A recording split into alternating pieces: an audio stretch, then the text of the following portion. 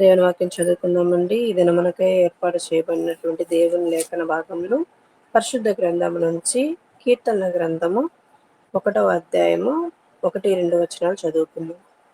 దుష్టుల ఆలోచన చొప్పున నడువక, పాపుల మార్గమున నిలువక, అపహాసకులు కూర్చుండు చోటను కూర్చుండక, యెహోవా ధర్మశాస్త్రమునందు ఆనందించుచు దివారాత్రము దానిని ధ్యానించువాడు ధన్యుడు. దేవుడి పరిశుద్ధ వాక్యమును దీవించి ఆశీర్వదించును గాక. ఆమేన్. ప్రభువైన యేసుక్రీస్తు నామంలో అందరికీ శుభాభివందనాలండి. చిన్న ప్రార్థన చేసుకున్నాము. మహాగణుడా, మహోన్నతుడా, సర్వ సృష్టికర్త, సర్వాధికారి అయ్యా, ఈ బలమైన శ్రేష్టమైన ఘనమైన నామానికి వందనాలు, స్తుతులు, స్తోత్రం నాయన. ఇదిగో నా తండ్రి, నీ బిడ్డలు ఎదురు చూస్తున్నారు ఇది కాల సమయంలో నాయన. నీ కృప, నీ దయ వారి మీద, వారి కుటుంబం మీద, వారి బిడ్డల మీద ఉంచమని అడుగుతున్నాం తండ్రి. అయ్యా, మేము వాక్యంలో వెలుచుండగా నాయన, వాక్య తలంపులు, ఆ మర్మాలు, మీ విలువ కలిగిన హస్తము, మీ ప్రేమ కలిగిన హస్తము, మీ దయ కలిగిన హస్తము మా మీద ఉంచి మన్నావలే నాయన వారి మీద ఉంచమని, నీ కృప, నీ దయా కిరీటం ధరింపచేయమని, నీ సన్నిధి కాంతి మా మీద ఉంచమని, సమస్త ఘనత, మహిమ, ప్రభావములు మీకై ఆరోపించుకుంటూ, నా ఆశ్రయదుర్గమా, నా విమోచకుడా, నా నోటి మాటలు, నా హృదయ ధ్యానము దృష్టికి అంగీకారములంటూ మీ ప్రియకుమారుడైన మా ప్రియ రక్షకుడు యేసయ్య నామం బట్టి అడిగి బతివిలాడి మిక్కిలి మీనంతో గోజారి వేడుకొనుచున్నాము తండ్రి. ఆమేన్. ఆమేన్. ఆమేన్. ఆమేన్.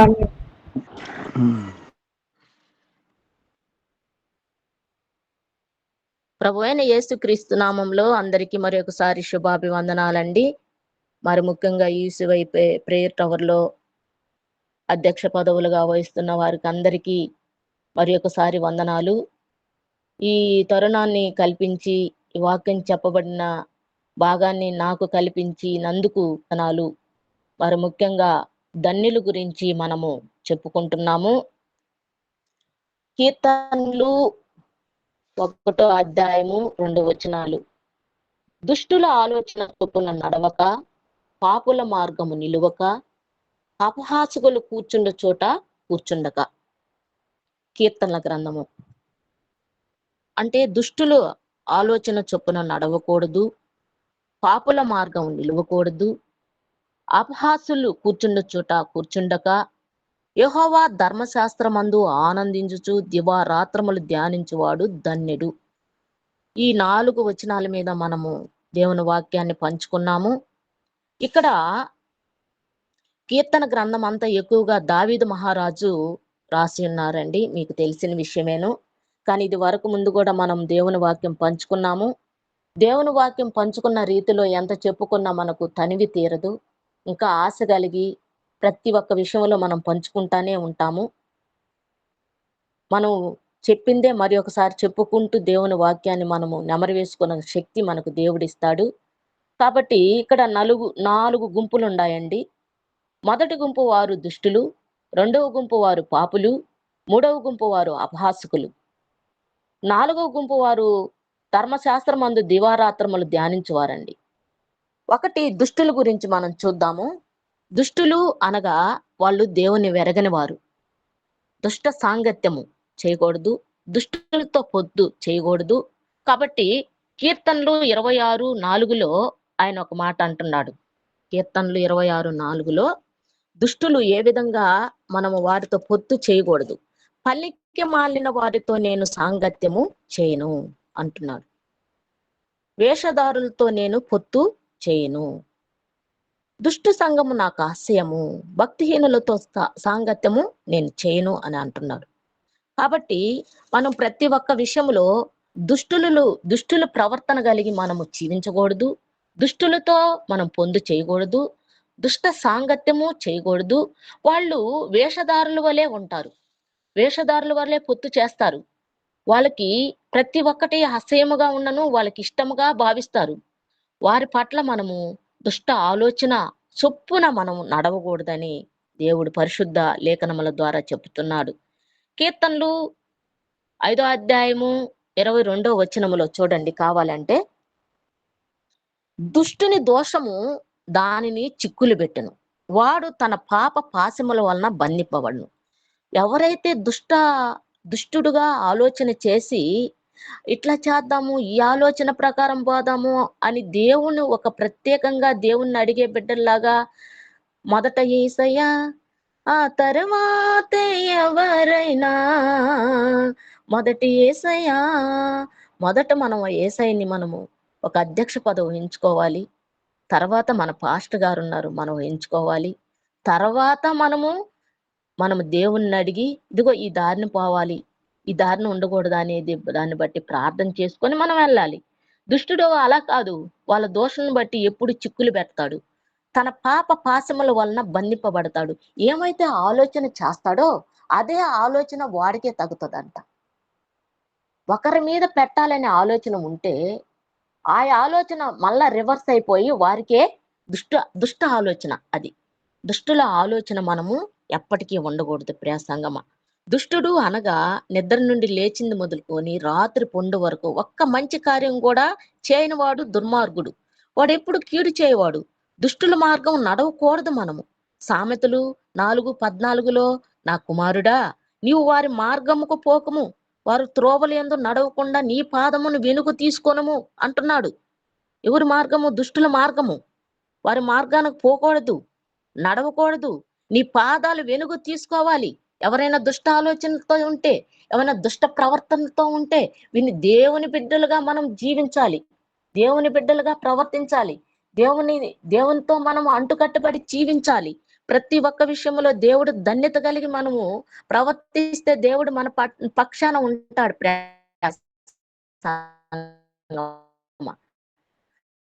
ఉంటే మన పక్షాన ఎప్పుడైతే ఉంటాడో దేవుడు మన జీవించినట్టు వాక్యము మనం ఉండాలి. పాటలు పాడేది ఒక ఎత్తు, ప్రార్థన చేయడము, తర్వాత వాక్యమును మన హృదయంలో నెమరవేయగల శక్తిని మనం నింపుకోవాలి. ఆయన దుష్టుని దోషము దానిని చిక్కులు పెట్టును, వాడే తన పాప పాశం నుండి బంధింపబడతాడంట. ప్రియ సంగమా, దుష్టుల ఆలోచన చొప్పున నడవకూడదు. మనం ఎప్పుడైతే దుష్ట ఆలోచనతో మనం ఉంటామో దేవుడు మన పక్షాన ఉన్నాడు. కీర్తనలు 9:16 దుష్టులు తాము చేసుకున్న దానిలోనే చిక్కుపడతారంట. దుష్ట ప్రవర్తన కాని వాళ్ళ ప్రవర్తన బట్టి, వాళ్ళ ఆలోచన బట్టి దానిలోనే చిక్కుపడతారు కానీ వేరే వాటిల్లో పడరు. కాబట్టి ప్రతి ఒక్క విషయంలో మనము దుష్టుడు అనంగా దుష్టు మార్గములో మనం నడవకూడదు. ఒక మంచి కార్యము కూడా చేయనివాడు దుర్మార్గుడు, వాడు కీడు చేయవాడు. దుష్టుల మార్గం కూడా నడవకూడదు. సామెతలు కుమారుడా నీవు వారి మార్గము పోకము అంటే దుష్ట మార్గంలో పోకము, దుష్టుల ఆలోచన చొప్పున నడవకూడదు, వారి ఆలోచనలకు మనం పోకూడదు, వాళ్ళ త్రోవల ఎందు వాళ్ళ నడవకడ ఎందు పోకూడదు. వాళ్ళ పాదములు పోతుంటే వెనుకకు తీసుకోవాలంట. మనం వ్యాసంగం మన హృదయం ఎంతవరకు ఉంది? మనము దుష్ట ఆలోచనకి, దుష్టుల జోలికి మనము వెళ్ళకూడదు. కాబట్టి మనము దేవుని పక్షాన దేవుని బిడ్డలుగా ఏర్పాటు చేసి మనం వెలుగుకి చీకటికి ఎక్కడ పొత్తు అని అంటున్నాడు 1 కొరింథీ 15 కాబట్టి మనము దుష్ట ప్రవర్తన కలిగి మనం జీవించకూడదు. రెండవది వచ్చి రెండో గుంపు వాళ్ళు పాపుల మార్గం అన్నమాట. వాళ్ళు పాపుల మార్గం. పాపులు అంటే పాపం చేయవారు, అందరూ పాపులే. కాబట్టి దుష్ట ఆలోచన చొప్పున పాపుల మార్గం నిలువక, పాపుల మార్గం అనేది నిలవకూడదు. రోమా 3:3 దుష్టుల ఆలోచన అనేది ఉంటది. కాబట్టి మనము దుష్టుల ఆలోచన చొప్పున నడవక, పాపులు అంటే పాపం చేసేవారు, వాళ్ళు పాపంతో పొంచి ఉంటారు, పాపంతో జీవిస్తుంటారు, వాళ్ళ మార్గాన మనము నిలవకూడదు. కానీ సామెతలు 1:15 అంటున్నాడు, రెండో గుంపు వారు దుష్టుడు. ఫస్ట్ది అయిపోయింది. రెండో గుంపు వారు ఎవరు? వాళ్ళు పాపులు. ఫస్ట్ గుంపు వారు దుష్టులు, రెండవ గుంపు వారు పాపులు. ఆ పాపులు ఎలాగ ఉంటున్నారు అనే దాన్ని బట్టి ఆ సామెతలు 1:15 నా కుమారుడా నీవు వారి మార్గమునకు పోకుము అంటున్నారు. వారు త్రోవలందు నడవకుండా నీ పాదములు వెనుక తీసుకోవాలంట. పాపుల మార్గం అది. కాబట్టి మనము ఎంత విధిలో ఉన్న శాంతి మార్గము, రోమా 3:16 నాశనమును కష్టమును వారి శాంతి మార్గమే వారు ఎరుగురంట. ఎవరు వాళ్ళు? పాపులు. సామెతలు 1:15 నా కుమారుడా నీ వాని మార్గములు పోకి వారు త్రోవలందు నడవకుండా నీ పాదాలు వెనక తీసుకోవాలంట. కీడు చేయట వారి పాదములు పరుగెత్తుతాయంట కీడుకే. కాబట్టి మనం ఎలా ఉన్నాము, ఎలా జీవిస్తున్నాము? దుష్టుల మార్గం పాపుల మార్గంలో నిలవకూడదు, మనము పాపుల మార్గంలో ఉండకూడదు. చీమలు చూడండి, చీమలు ఎత్తుకుపోదాము. ఆ చీమలు ఎద్దకపోతే చీమలు, సామెతలు 6:6లో చీమల నడత గురించి త్రోవను నడుపుచున్న నీ కుమారుడు వాడిని అభ్యసింప చేసి నీ ఎంట కూర్చున్నప్పుడు మనము చీమల యొద్దకు పోవాలి. చీమలను ఒకసారి నేర్చుకోమంటున్నాడు.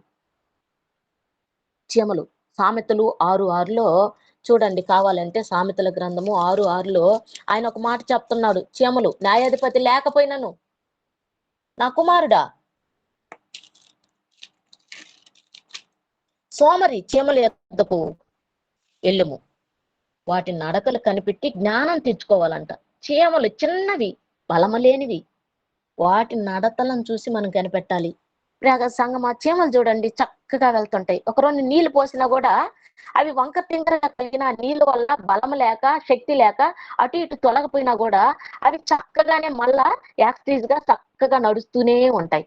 అవి ప్రవర్తన కలిగి జీవిస్తున్నాయి చూడు చీమలు. కానీ మనము వాటి నడతలు కనిపెట్టి జ్ఞానం తెచ్చుకోవాలంట. వాటికి న్యాయాధిపతి లేకున్నను, పై విచారణకర్త లేకున్నను, అధిపతి లేకున్నను అవి వేసంకాలన ఆహారము సిద్ధపరచుకుంటాయంట. ప్రియాసంగము చూడండి, వాటి గురించి మనము నేర్చుకోవాలంటున్నాడు. మనము ద్వితీయోపదేశ కాండము 6:7లో ఒక మాట అంటున్నాడు. నీవు కుమారులను వాటిని అభ్యసింపజేసి, ఏం అభ్యసింపజేసాలి? వాక్యము. బిడ్డలకు అభ్యసింపచేసి నీ ఇంట కూర్చున్నప్పుడు, త్రోవను నడుచున్నప్పుడు, పండుకున్నప్పుడు, లేచినప్పుడు వాటిని గూర్చి మాట్లాడాలంట. ప్రియాసంగమా, మన బిడ్డలుగా ఉన్నప్పుడు మనం నడిచే నడత మంచిది కాదయ్యా. మనం ఎవరితోన్నా మాట్లాడుతున్నామా? ఏ బిడ్డలతో ఏమన్నా దుష్ట సాంగత్యం చేస్తున్నామా? అల్లరి మోకులు చూస్తున్నామా? అయ్యా, నా బిడ్డలు గురించి ఒకసారి మీరు చూడండి ప్రభు అని చెప్పి ప్రార్థన చేస్తూ బిడ్డలకు మనం కూర్చొని మనం అభ్యసింప చేయాలంట. అభ్యసింప చేస్తున్నామా? టీవీ ముందు రిమోట్ ఇచ్చి టీవీ పెట్టుకోండిరా, టీవీ చూడండిరా, మనం అదేందో వస్తాయి కదా అవన్నీ చూసుకోండి అని చెప్పి విసిగిస్తా ఉంటారు. టీవీ చేస్తే పోతే బిడ్డలకి మెంటల్ ప్రిపేర్ అనేది వస్తుందంట. మాకు మీటింగ్ లో మా సిడిపో గారు అని చెప్తారు. ఏమని చెప్తారంటే, బిడ్డలకి రిమోట్ ఇస్తున్నారు, వాళ్ళు ఇప్పటి నుంచే వాళ్ళకి నేర్పించమని అంటున్నారు. ప్రియ సంగమా, నేర్పించమని అంటున్నారు. కాబట్టి మనం ఏ స్థితిలో ఉన్నా కూడా, ఎలాగున్నా కూడా మనం దేవుని పక్షాన ఉండాలి. ప్రియ సంగమా, మనం దేవుని పక్షాన జీవించాలి. బిడ్డలుగా మనం నేర్పించాలి, అభ్యసింపజేయాలి. ఎంట కూర్చుంటున్నప్పుడు, త్రోవను నడుచున్నప్పుడు, పండుకున్నప్పుడు, లేచినప్పుడు వాటిని గూర్చి, ఏటిని గూర్చి? దేవుని వాక్యాల గురించి. దేవుడు మనకున్నాడు, న్యాయాధిపతి, మన మెంబర్షిప్, మనకు దేవుడున్నాడు అని చెప్తే వాటి నుంచి ఎప్పటికీ తొలగిపోరంట బిడ్డలు. ప్రియ మనం ఎలా ఉన్నాము? మనం ఎలా జీవిస్తున్నాము?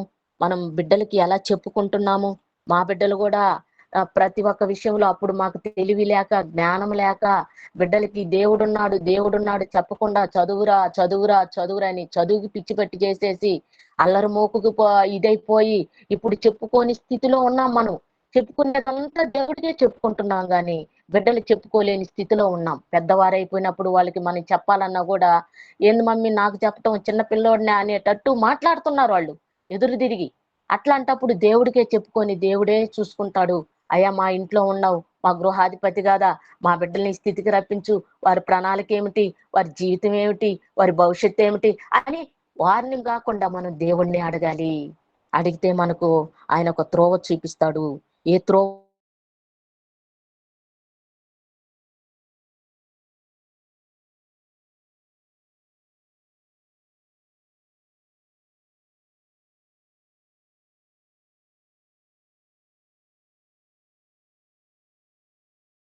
న్యాయ విచారణకర్త లేకున్నను వాడి నడకలను కనిపెట్టి మనం నడుచుకోవాలి. ప్రియ సంగమా, మన బిడ్డల నడక ఎలా ఉంది, మన నడక ఎలా ఉంది, మన ప్రవర్తన ఎలా ఉంది, నీకు ఆయాస్కరమైన మార్గం ఏందో ఏదుందో సరి చూసుకొని జాగ్రత్తగా నడుచుకోమని అంటున్నాడు. ప్రియ సంగమా, మన పరిస్థితి మన ప్రవర్తన బట్టే మనకు జరగద్ది. మన ఆలోచన బట్టే మన ప్రవర్తన బట్టి మన ఆలోచన బట్టే జరగద్ది. మనం ఏమైతే ఊహిస్తున్నామో, మనం ఏమైతే జీవిస్తున్నామో మన ప్రవర్తన బట్టే దేవుడు మనకిస్తాడు. మనం జీవితాంతము దేవుని నడతలను బట్టే నడుచుకోవాలి. వాటిని అభ్యసింపజేయాలి. దేవుని వాక్యాన్ని నడుచుకోవాలి. పండుకున్నప్పుడు, లేచినప్పుడు వాటిని వాక్యంగా బిడ్డల గురించి చెప్పాలి. చెప్తున్నామా ప్రియ సంగమా? ప్రతి ఒక్క విషయంలో బిడ్డల గురించి మనం చెప్పి, అయా ఈ త్రోవన పోకూడదు, ఆ త్రోవన పోవాలి అని మనం చెప్పాలి. ఇది మంచి పద్ధతి కాదు నాయనా అని చెప్పాలి. ఎప్పుడైతే మన హృదయంలో దేవుని బిడ్డల గురించి మనం బిడ్డలుగా మనం ఏర్పాటు చేసి బిడ్డలకు చెప్తామో, ఒక పొయ్యిలో కాకపోయినా ఒక పొయ్యిలో అయినా వాళ్ళు వింటారు, విని జీవిస్తారు. ఇప్పుడు నుంచే పెద్దవాడయుండి దాని నుండి తొలగిపోడు. బాలుడు నడవలసిన మార్గము నేర్పుము, వాడు పెద్దవాడు ఉండి దాని నుండి తొలగిపోడు. తల్లి చెప్పే వాక్యాన్ని బట్టి దాని నుండి తొలగిపోడు. అమ్మ చెప్పింది అప్పుడు, అమ్మ చెప్పిన మాట వినాలి అనే దాన్ని బట్టే ఉంటది. బిడ్డల్ని ఎలా నేర్పించాలి, ఏ మార్గంలో నడుస్తున్నాడు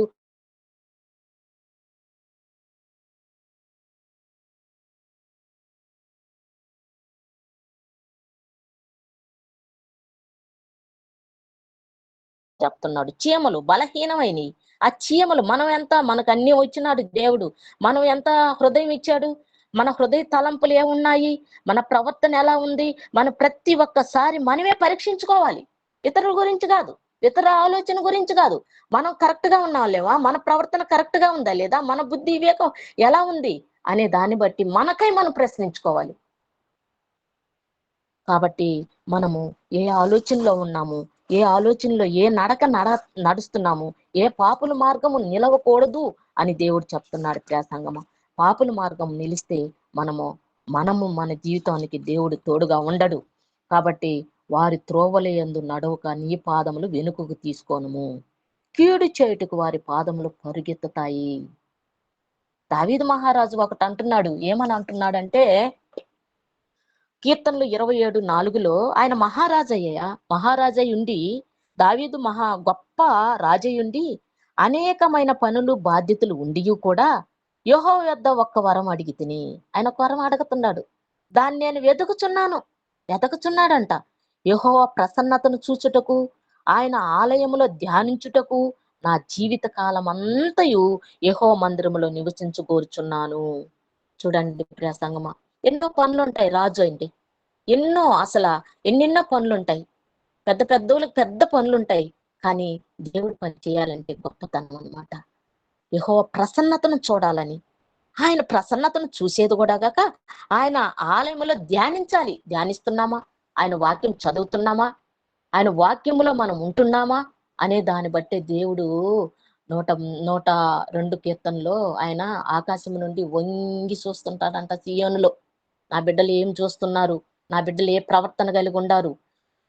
దేవుడి ప్రార్థన మందిరములో మనము ఏకాగ్రత కలిగి, కాన్ఫిడెన్స్ కలిగి దేవుని వాక్యం వింటున్నామా, మనం దేని కొరకు పోతున్నాం, మన హృదయాలు పరిశీలించుకోవాలి ప్రియ సంగమా.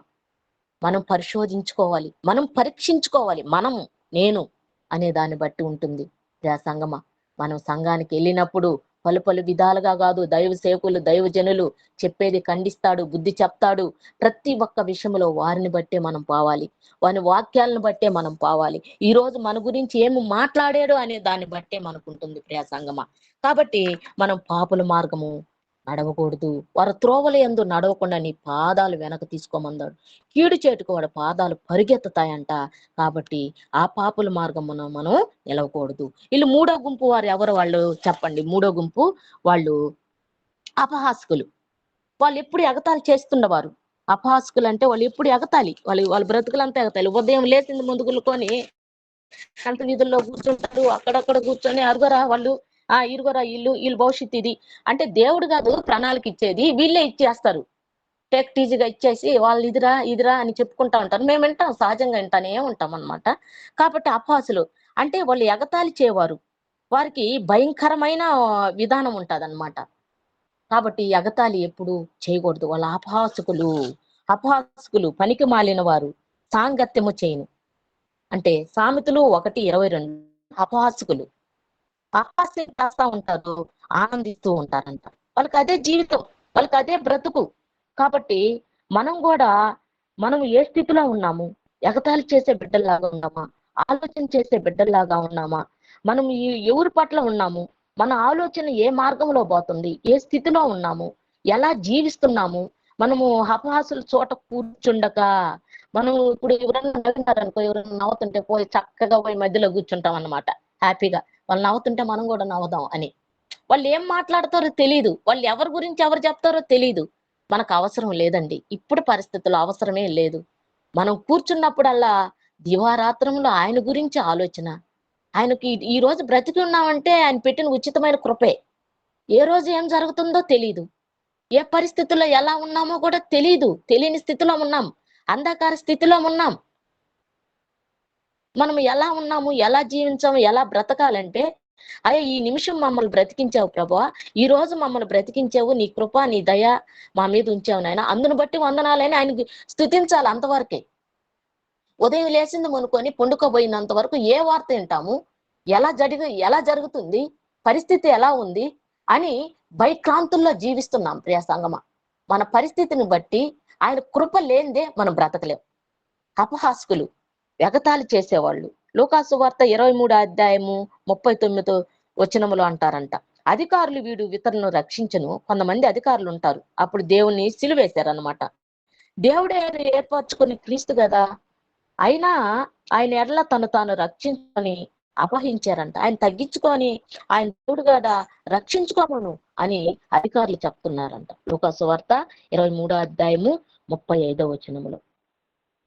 వీడు ఇతరులను రక్షించి మమ్మల్ని కూడా వాడిని కూడా రక్షించుకోవచ్చు కదా అని అపహసిస్తున్నారంట. అపహసించటం అంటే ఎగతాళి చేయటం. సంగమా, చూడండి, ఆయన ఏ పొరపాటు చేశాడు, ఆయన ఏం తప్పు చేశాడు? కుంటి వారిని నడత, వంగిపోయిన వారిని నడుమిచ్చాడు. 33.5 సంవత్సరం ఆ కోనేట్లో పడి ఉంటే లేపి పురిపెత్తుకొని నడవమన్నాడు. ఆ అలాంటి పనులని చేసి దేవుడు మన పక్షానుంటే ఆ ఈయన దేవుడా? ఆయన రక్షించుకొని కూడా రక్షించుకోకూడదు అంటే ఆయన రక్షించినవి పోయినాయన్నమాట. అధికారులు అంటున్నారన్నమాట. అధికారులు, పెద్ద పెద్ద అధికారులు దూషించటమట, అపహరించటం, ఎగతాళి చేయటం. అలాంటి స్థితిలో మనం ఎప్పటికీ ఒకరిని ఎగతాళి చేసే బిడ్డల్లాగా మనం ఉండకూడదు, అపహరించకూడదు, అవమానంగా మనం ఒకరి గురించి మాట్లాడకూడదు. దేవుడు మన పక్షాన ఉన్నాడంటే మన స్థితి ఏంటి, మన ప్రవర్తన ఏంటి, మన గతి ఏమిటి అనే పట్టే మనం ఉంటాది. మన స్థితిని, మన ప్రవర్తనని, మన విషయంలో మనం పరీక్షించుకోవాలి. ఇతరుల గురించి పరీక్షించుకుంటే మనమెవరు? వాళ్ళ కంట్లో దూలం తీస్తే మనమెవరు? మన కంట్లో దూలం ఇంత పెట్టుకొని వాళ్ళ కంట్లో నలుసు గురించి ఊరికి ఎత్తుతుంటే మనం ఎవరమి? మనం ఎంతటి వారమి? మనం దేవుడి పక్షాన మనం ఉన్నామా? దేవుణ్ణిలో మనం ఉన్నామా? ఇతరుల గురించి మనం చెప్పుకునే స్థితిలో మనం ఉండకూడదు ప్రియాసంగా. ఎప్పటికీ ఉండకూడదు. దేవుడు మన పక్షాన ఉంటే ఇతరుల గురించి మనం ఎప్పటికీ మాట్లాడకూడదు ప్రియాసంగమా. అపహసించకూడదు అంటే ఎగతాళి చేయకూడదు. ఇది ఎగతాళి చేయటము. లూకాసు వార్త 24:38 నువ్వు యూదుల రాజు అయితే నిన్ను నీవు రక్షించుకొనము ఆయన అపహసించారంట. చూడు, నువ్వు యూదుల రాజువు కదయా, నువ్వు రక్షించుకో.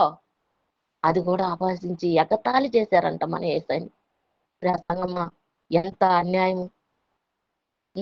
ఆయన మన కొరకు, మన పాపాల కొరకు 33.5 సంవత్సరం మన దగ్గరికి వచ్చి సిలువ మరణంత పొందినంత వరకు విధేయత కలిగి తన్ను తాను తగ్గించుకొని రిక్తునిగా మార్చి ఉంటే ఆయన్ని యూదుల రాజువయ్యా నిన్ను నీవు రక్షించుకో అని అపహసించారంట ప్రియ సంగమం.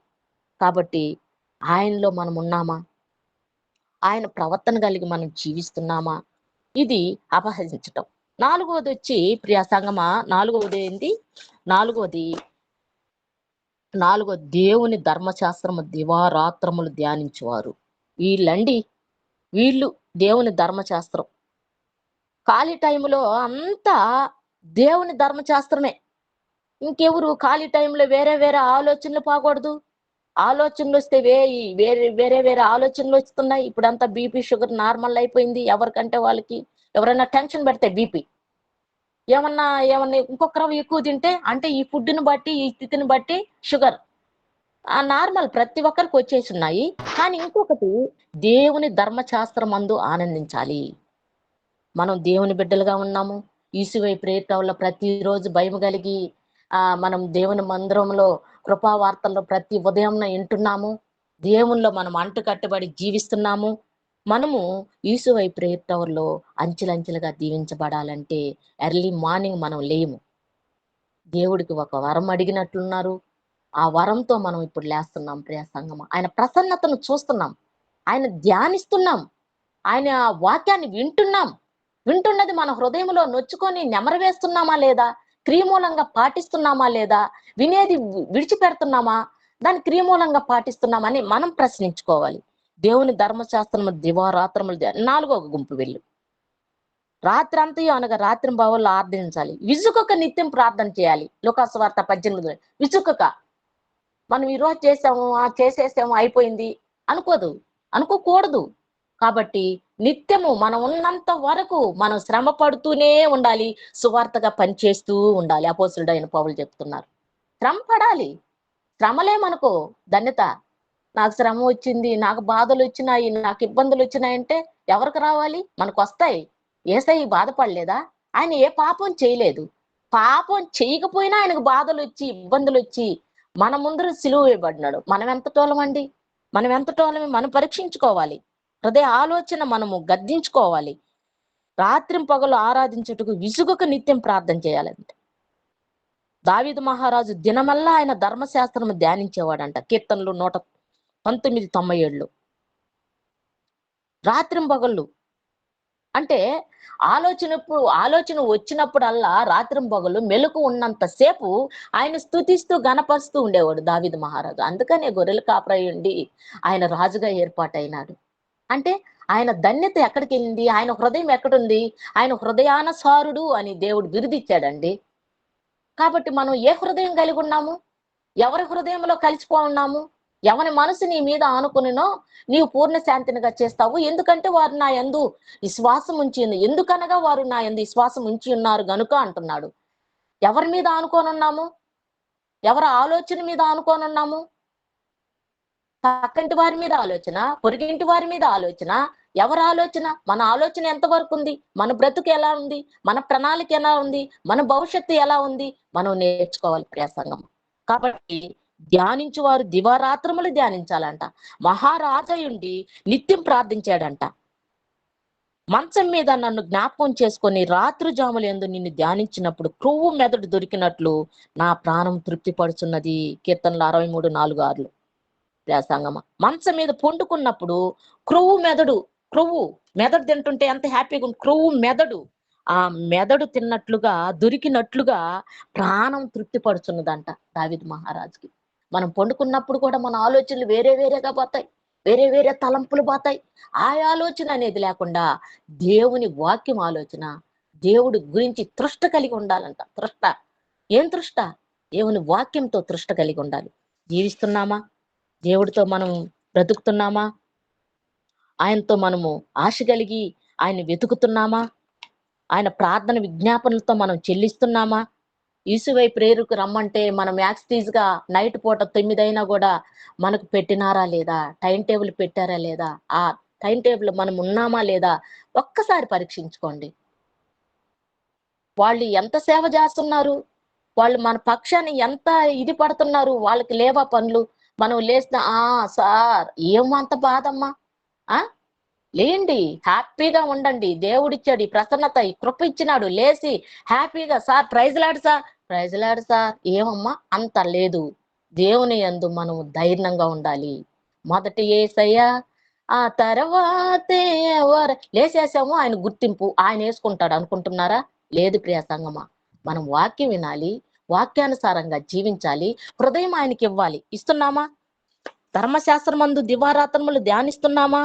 యెహోవా ఆయన దావీదు మహారాజయుండి జ్ఞాపకం చేసుకుంటున్నాడంట. రాత్రి జాములందు నిన్ను ధ్యానించుటకు క్రొవ్వు మెదడు నాకు దొరికినట్లు ప్రాణం తృప్తి పరుస్తున్నావంట. దానియేలు చూడండి, దినముకు 3 పర్యాలు ధ్యానిస్తున్నాడంట. దానియేలు గ్రంథం 6:10. ప్రియ సంగమా, మనం దానియేలు కూడా 3 పర్యాలు ఉదయం, మధ్యాహ్నం, సాయంకాలం ఒక టైం పెట్టుకుంటున్నాడు. ఉదయం, మధ్యాహ్నం, సాయంత్రం మనం ధ్యానించే బిడ్డల్లాగా ఉండాలి. ధ్యానిస్తూ వాక్యం చదువుతూ ఉండాలి. ప్రియ సంగమా, వాక్యం చదివే బిడ్డల్లాగా ఉండాలి, ధ్యానించే బిడ్డల్లాగా ఉండాలి, ధన్యత కలిగి మనం జీవించాలి. ప్రియ సంగమ చూడండి, కీర్తనలు 119:18. నీ ధర్మశాస్త్రం అందు ఆశ్చర్య కార్యములు సంగతులు చూసినట్లు నా కళ్ళు తెరువుము. దేవుణ్ణి అడగాలంట. నీ ధర్మశాస్త్రం అంటే పరిశుద్ధ గ్రంథము. నేను చదువుతున్నాను. ఆశ్చర్యకరమైన సంగతులు చూచినట్లు నా కళ్ళు తెరువయ్యా అని చెప్పి ఆయన అడుగుతున్నామా? సాయంకాలం, ఉదయం, మధ్యాహ్నం ధ్యానించి మొరపెట్టుచున్నామా? కీర్తనలు 55:17 దావీదు మహారాజు ఉదయం, మధ్యాహ్నం, సాయంకాలము ఆయన ప్రార్థన ఆలకిస్తాడంట. ప్రార్థన చేస్తామంట. కాబట్టి ప్రియ సంగమా, మనం ఏ స్థితిలో ఉన్నాము, ఎలా బ్రతికి ఉన్నాము, మనం మొదటి గుంపు వారివై ఉన్నామా, రెండో గుంపు వారివై ఉన్నామా, మూడో గుంపులో పాలు పొంది ఉన్నామా, ఈ 4గో గుంపులో మనం ఉండాలి. యెహోవా ధర్మశాస్త్రమందు ధ్యానించువాడు వాళ్ళు ధన్యులు. దివారాత్రములు ధ్యానించాలి. ధన్యులు. ఆకు వాడక తన ఫలమందు పచ్చని చెట్టు వలె ఉంటారు ప్రియ సంగమా. ఒకవేళ మనకి ఎన్ని శ్రమలు, ఎన్ని ఇబ్బందులు వచ్చినా కూడా ఆయన మన యందు పట్టుకొని జీవిస్తాడు. ఈరోజు ఆదివారం మనం సియోనులో ఆయన ఆలయంలో ఉంది. సియోను మన ఆలయంకి వెళ్ళాలి. కీర్తనలు 76:2లో సియోను ఆలయం ఉందంట. సియోను ఒకటే మన ఆలయంలో సియోను దేవుడు ఉండాడు, నిలిచి ఉన్నాడు. యోవేలు గ్రంథంలో 3:21లో సియోనులో నిజంగానే దేవుడు ఉన్నాడంట. అయితే యూదా దేశం నివాసులు నిత్యము తరతరములు యెరూషలేము నివాసిగా ఉంటాడంట. ఆయన ఉండాడు. ఆయన దగ్గరికి పరిగెత్తుకోవాలి. ఆయన దగ్గరికి పరిగెత్తుకోవాలి. మన ఆత్మ ఆయనలో ఉండాలి. కీర్తనలు 65:1లో దేవా, సియోనులో మౌనముగా ఉండుట నీకు స్తుతి చెల్లించుటయే. దేవుని ఆలయములో మౌనముగా ఉండాలి. ఎదురు తిరిగి మాట్లాడకూడదు. ఒక్క మాట కూడా మాట్లాడకూడదు. దైవజనులు చెప్తూ ఉంటారు, మౌనముగా ఉండాలి. ఏమి మాట్లాడినా మౌనముగా ఉంటే ఆయనకు స్తుతి అంతే. మనం మౌనంగా ఉంటామో అది స్తుతి చెల్లించుటే. కీర్తనలు 65:1లో ఉంది. దేవా, సియోనులో మౌనముగా ఉండుట నీకు స్తుతి చెల్లించుటే. ప్రియ సంగమా, మనం దేవునిలో ఎంతవరకు ఉన్నాము, దేవుడి మహిమ మనం ఎంతవరకు చూస్తున్నాము, యెహోవా మందిర ఆవరణములో చూడవలన నా ప్రాణం ఎంతో ఆశపడుతున్నది. ఆశపడుతున్నామా? జీవం గల దేవుని దర్శించుట నా హృదయము, నా శరీరం ఆనందంతో కేకలు వేయుచున్నదంట. కీర్తనలు 84:2లో జీవం గల దేవుడు ఉండాడు, వెలుగై ఉన్నాడు, ఉప్పై ఉన్నాడు. ఆయన మందిర ఆవరణంలో చూడవలన నా ప్రాణం ఎంతో ఆశపడాలి. జీవం గల దేవుని దర్శించుట నా హృదయము, నా శరీరం ఆనందంతో కేకలు వేయాలంట. మనం ఆనందంతో ఉంటున్నామా? కేకలు వేస్తున్నాము. ఎప్పుడైనా నిట్టూర్పుగా వస్తారు, ఏమక్క, ఏమ్మా అంటే బాగలేదమ్మా.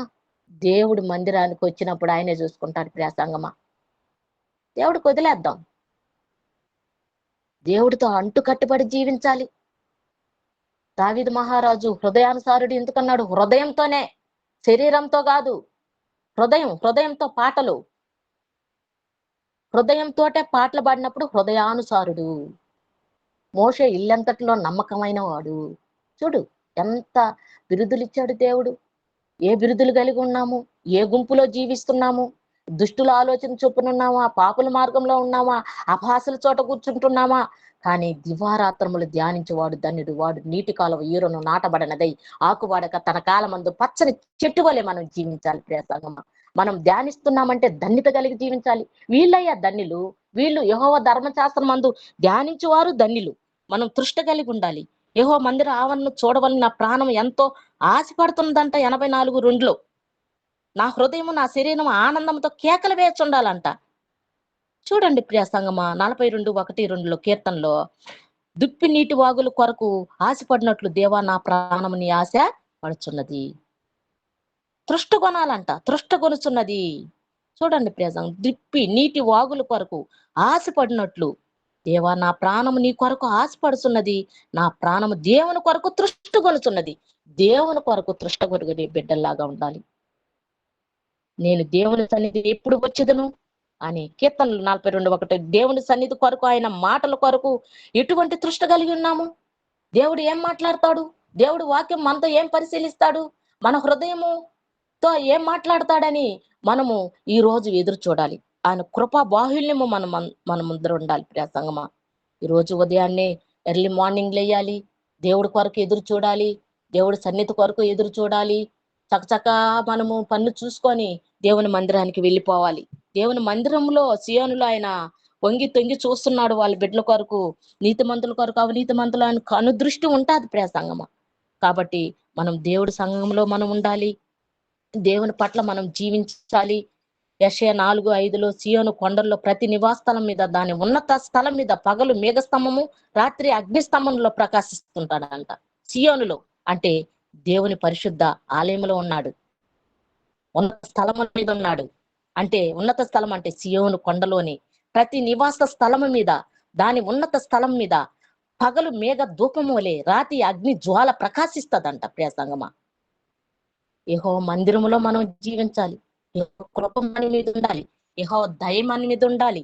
ప్రియ సంగమా, యెహోవా కృప మనకు ఉండాలంటే 145:19లో తన ఆలయమందు తన భయభక్తుల కోరిక ఆయన నెరవేరుస్తాడంట. మనం ఎందుకు పోతున్నాము? మన కోరిక ఎలా ఉంది? మన కోరిక ఆయనకు ముందుగానే తెలుసు. ప్రియ సంగమా, మన తలంపులు వేరు, ఆయన తలంపులు వేరు. ఆకాశము భూమికి ఎంతో అట్లుంటాయి తలంపులు. మన ఈ పనికి మాలిన తలంపులు, మన తలంపులు వేరు. ఆయన తలంపులు ఒకటి. ఉన్నత స్థలముల మీద ఉన్న దేవుడైన. ఆకాశం సింహాసనం, భూమి నా పాదపీఠం అంటున్నాడు. పరిశుద్ధుడు పరిశుద్ధుడు పరిశుద్ధుడు గాన ప్రతిగానాలతో స్తుతింపబడుతున్నాడు. స్తుతులకు కారణభూతుడు అయిన దేవుడు. ఆయన స్తుతించాలే గాని, గణపరచాలే గాని, మహింపరచాలే గాని, ఆయన కొనియాడేలే గాని నిత్యం మన పక్షాన ఉంటాడు, మనకు తోడుగా ఉంటాడు. ప్రియ సంగమా, కాబట్టి దీనులు అయిన వారు ధన్యులు, దుఃఖపడువారు, నీతి కొరకు ఆకలి దప్పు గలవారు, కనికరము గలవారు, హృదయ శుద్ధి గలవారు, సమాధానపరచువారు, వాళ్ళు ధన్యులు. నీతి నిమిత్తం హింసింపబడువారు, ఆత్మలో కపటములు లేనివారు, వారు ధన్యులు. నీవు ధన్యుడు కావాలని అని దేవుని కోరిక హింసింపబడువారు ధన్యులు. దేవుని కొరకు నిందలు పడువారు అందరూ ధన్యులు. మత్తయి 5:11లో. ఇంత మాత్రమే కాకుండా తన యథార్థమైన జీవితం జీవించి మంచి మరణముగా అనగా క్రీస్తునందు మృతి పొందుటే ధన్యత అంట. క్రీస్తునందు మృతులైన వారు ధన్యులు. ప్రకటన 14:13లో ఉంది. కాబట్టి మనం ఏ మార్గంలో ఉన్నాము? మనం దుష్టుల మార్గము నడుక, పాపుల మార్గము నిలువక, అపవాసులు కూర్చుండు చోట కూర్చుండగా, యెహోవా ధర్మశాస్త్రమందు దివారాత్రము ధ్యానించు ఈ లోకములో ధన్యులుగా జీవించాలని ప్రభు ప్రేత ప్రార్థిస్తూ ముగిస్తున్నాను. Amen. Thank you sir. Thank you sir. స్తుతి స్తుతి స్తోత్రం స్తోత్రం స్తోత్రం స్తోత్రం. ప్రేమ నమ్మకము కలిగిన ప్రియ మా పరలోకపు గొప్ప తండ్రి, ఉన్నతమైన బలమైన ఘనమైన శ్రేష్టమైన నామానికి వేలాది వందనాలు, స్తుతులు, స్తోత్రాలు ప్రభువా. అయా ఇదిగో తండ్రి నాయన, ఈ ఉదయకాల సమయంలో నా తండ్రి చురుకైన మెలకువ కలిగిన ప్రభువా. అయా తండ్రి ఇదిగో ఈసీవై టీంలో చేర్చిన విధానాన్ని బట్టి నీకు వందనాలు, స్తుతులు, స్తోత్రాలు తండ్రి. రాత్రంతయు నాయన మమ్మల్ని కాచి కాపాడి నాయన సజీవులుగా లేపినందుకు నీకు వందనాలు, స్తుతులు, స్తోత్రాలు తండ్రి. ఇదిగో తండ్రి నాయన, ఇంతవరకు నాయన పాటల ద్వారా మహింపరిచారయ్యా. వాక్యం చదివిన బిడ్డలను కానీ, వాక్యం చెప్పిన బిడ్డలను కానీ తండ్రి నాయన దీవించి ఆశీర్వదించండి, సహాయం చేయండి ప్రభువా. అయా ఇంకా నా ప్రభువా నాయన, ఈ వాక్యంలో తండ్రి నాయన ఎదుగుటకు సహాయం దయచేయండి, మంచి జ్ఞానం దయచేయండి ప్రభువా. ఇదిగో తండ్రి నాయన, ఈ దినము నాయన ధన్యుల గురించి చెప్పిన వాక్యాన్ని బట్టి వందనాలు, స్తోత్రాలు ప్రభువా. అవునయ్యా, మేము నాయన ధన్యులంగా ఉన్నామా లేదా అని మేము పరీక్షించుకునే కృప మాకు దయచేయండి. అయ్యా దుష్టుల దగ్గరికి వెళ్తున్నామా, అపహాసకుల దగ్గరికి మేము చేరుతున్నామా అని మేము నాయన మమ్మల్ని మేము పరీక్షించుకునే కృప మాకు అందరికి దయచేయమని అడుగుతున్నాం ప్రభువా. నీ బంగారు పాదాలకు వందనాలు నాయన. అయ్యా ఇదిగో తండ్రి నాయన, ఈ వాక్యాన్ని విన్న ప్రతి బిడ్డ నా ప్రభువా, అయ్యా మమ్మల్ని మేము ఆయన విమర్శించుకునే కృప మాకు దయచేయండి. అయ్యా ఇదిగో తండ్రి నాయన, మేము ఇంకా నా ప్రభువా అయా ధన్యులుగా లేకుండా ఉన్నట్లయితే నా ప్రభువా, మేము నా ప్రభువా మమ్మల్ని మేము సరి చేసుకునే కృప మాకు దయచేయమని అడుగుతున్నాం ప్రభువా. వాక్యానుసారంగా నాయన మేము నడుచుకునటానికి సహాయం దయచేయండి తండ్రి నాయన. ప్రతి ఒక్క బిడ్డ హృదయాల్లో తండ్రి నాయన ఈ వాక్యాన్ని నాయన నీరు కట్టి ఫలింపు చేసే కృప దయచేయండి, సహాయం చేయండి. చేరవచ్చిన బిడ్డలందరినీ దీవించి ఆశీర్వదించండి ప్రభువా. అయ్యా తండ్రి, ఏ బిడ్డ ఏ అవసరాలతో ఉంటున్నారో ఆ బిడ్డలను దీవించండి, వాళ్ళ అవసరాలను తీర్చండి ప్రభువా. నీకు వందనాలు, స్తోత్రాలు నాయన. అయ్యా నీకు మొరపెట్టుకొని చుంటుండగా నాయన మా మొర ఆలకించండి, కనికరించండి, కాపాడండి తండ్రి. అయ్యా ఇదిగో తండ్రి నాయన, విజ్ఞాపన ప్రార్థనలు చేస్తున్న బిడ్డలను కూడా జ్ఞాపకం చేసుకోండి ప్రభువా. ఆ బిడ్డలు ఏ విజ్ఞాపనలు అయితే అడుగుతున్నారో నా తండ్రి, అవి మాకు సహాయం చేస్తున్నావు ప్రభువా. అందుని బట్టి నీకు వందనాలు, స్తుతులు, స్తోత్రాలు తండ్రి. అదిగో నాయన, ప్రారంభం మొదలుకొని నా ప్రభువా, ముగింపు వరకు నా ప్రభువా, నీ కృపలో మమ్మల్ని అందరినీ బలపరుస్తున్నందుకు వందనాలు, స్తుతులు, స్తోత్రాలు తండ్రి. మరొకసారి నా ప్రభువా, వాక్యాన్ని అందించిన బిడ్డను కూడా జ్ఞాపకం చేసుకోండి. ఈ ఈసీవై టీంలో ఉన్న ప్రతి బిడ్డని, అధ్యక్షులుగా ఉంటున్న బిడ్డల్ని, ఈ ఈ ఈసీవై టీంని నడుపుతున్న బిడ్డలను కూడా జ్ఞాపకం చేసుకొని వాళ్ళ కుటుంబాలను దీవించి ఆశీర్వదించి సహాయం చేసి బలపరచండి నాయన.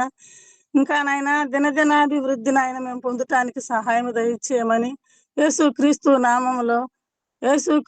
నామములో అడిగి వేడుకొనుచున్నాము తండ్రి. ఆమేన్. ఆమేన్. ఆమేన్. ఆమేన్.